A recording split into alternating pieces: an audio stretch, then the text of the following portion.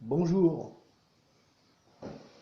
Si je me décide à envoyer des vidéos sur YouTube, c'est parce que j'en ai marre d'entendre des fake news. Et je me bats à ma manière pour essayer de trouver des solutions pour essayer de vous éclaircir l'esprit.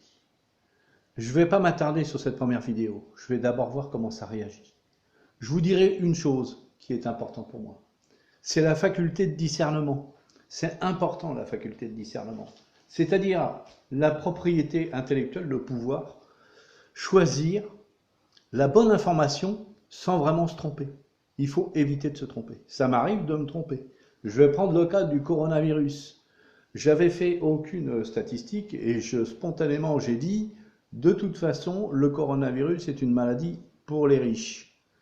Mais en réalité, non. Quand j'ai fait des relevés et des courbes, je me suis rendu compte qu'il y a des pays pauvres, surtout les pays d'Amérique du Sud, qui sont énormément touchés par cette maladie proportionnellement à leur activité économique. Donc, tant qu'on n'a pas pu élaborer des chiffres et quand on ne sait pas de quoi on parle, on ne peut pas affirmer des choses. Ou alors, si on veut les affirmer, il faut rester entre guillemets et supposer que. Voilà. Je ne vais pas m'attarder plus longtemps. Je vais vous laisser réfléchir à cette vidéo. Je vais voir comment elle tourne sur les réseaux sociaux. Et je vous tiens au courant.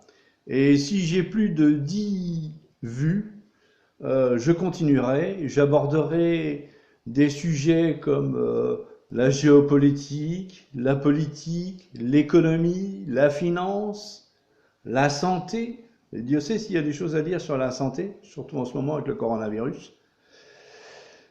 Et bien des choses encore, et je digresse très souvent. Moi, ce que je vous conseille, c'est lorsque vous cherchez une information sur Internet, d'avoir l'esprit de recul, c'est-à-dire la capacité de choisir la bonne information de la mauvaise. C'est pas facile à faire, surtout quand on est très jeune, parce qu'on nous a pas appris à faire ce choix, cette capacité de discernement.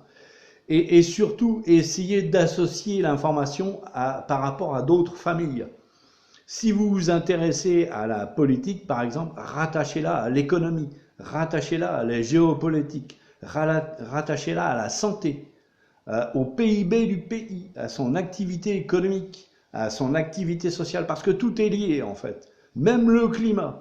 Et le climat, lui, il a une particularité, c'est qu'effectivement, lui, il vient couvrir tous les aspects de notre société.